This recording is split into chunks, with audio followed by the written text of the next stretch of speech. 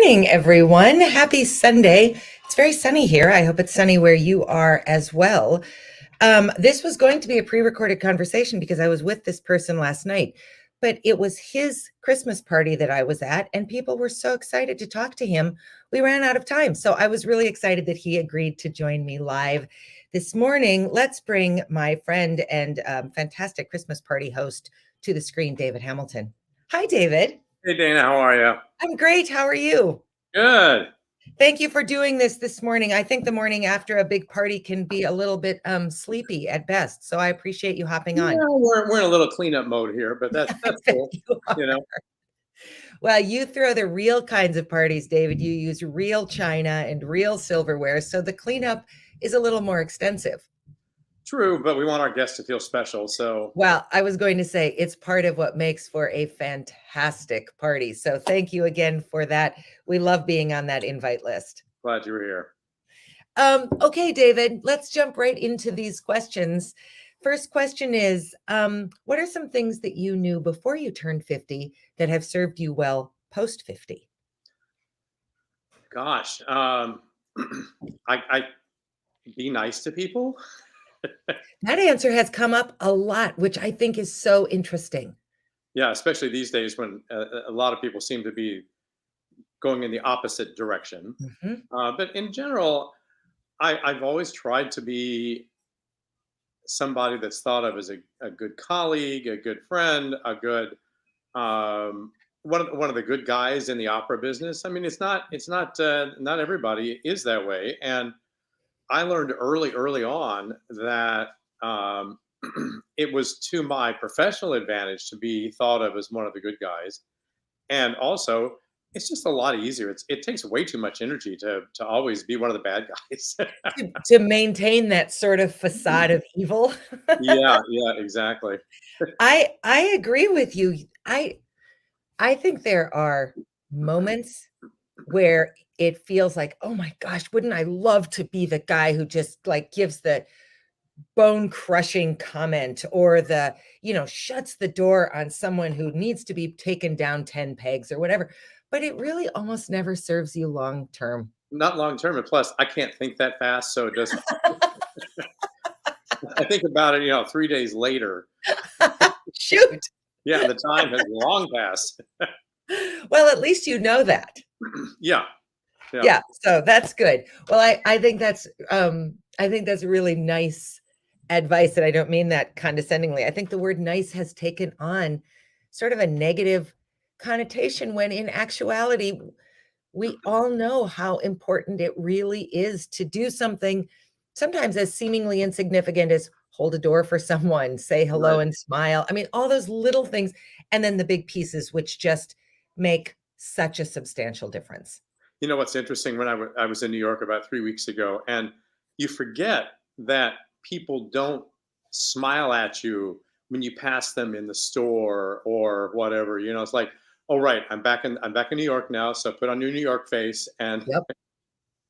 but by the same token, it's not that people are being mean. They're just focused on where they're going, what they're doing, Yeah. and frankly, I've always found New Yorkers in general, if you stop them, like to ask directions or something, people are more than willing to help. You It's know just a what? I matter of. have found that too. New Yorkers get an unfair rap. They Mhm. don't go out of their way to be helpful, but I've never had someone be terrible to me if I've asked for help. Right. Yeah. Yeah. Yeah, I agree. Absolutely. Okay, so let's go to the other end of the spectrum. What do you know now, David, that you wish you could go back and tell your younger self, whatever age your younger self Hmm. wants to be? Don't be quite so worried about um, how you're being judged. Now, as a performer, you're always being judged, and Mhm. that's part of the profession. That's what you do. But I think that had I learned earlier on to find my particular sort of niche, my strengths, instead of trying to be something for everybody, Oh, um, it might have been it might have been different. It might not have been different, but I was certainly very driven in my early days, and that was good because you have to be.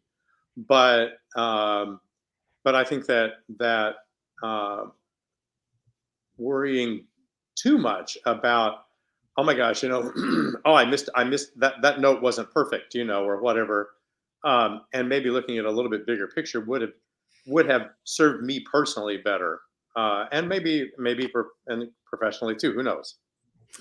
It's so interesting because I think that the answers have all been so fascinating, and many of them have tended towards that kind of theme. And I just every time I hear someone say it, and I would say that too, I think, but can you even hear that? If you're a 25-year-old up for, let's say, Figaro, Right. did you have played Figaro? Is that in your range, David? Yeah, the Barbara Seville one. Yes.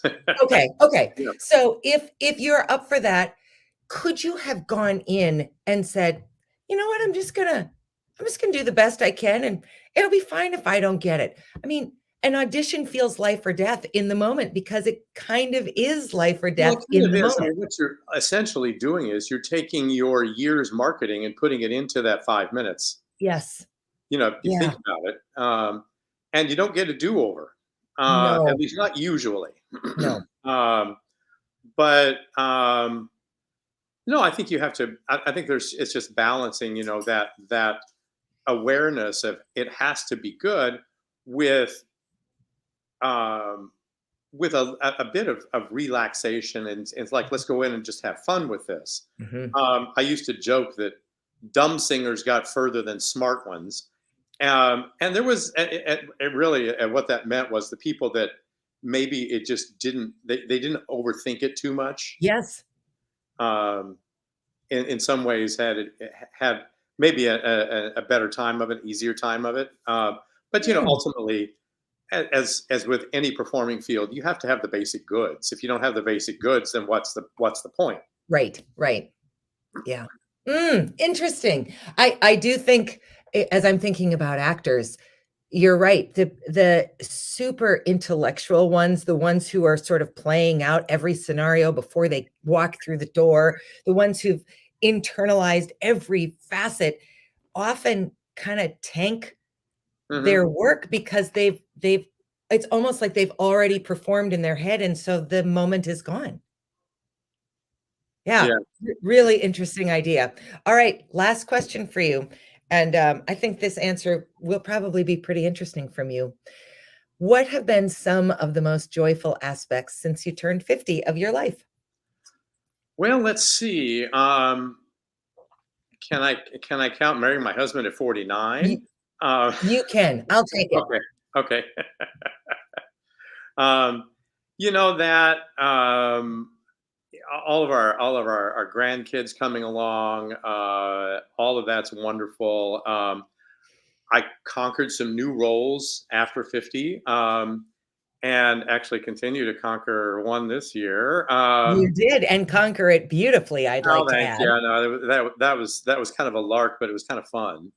And so that was, I think that's, continuing to do new things, continuing to try new things, Mhm. and see what else you can think up that might be new and interesting to do. Whether it's a part of your own professional stuff, whether it's personal stuff, whether it has something to do with, for instance, for me, trying new things with the opera company.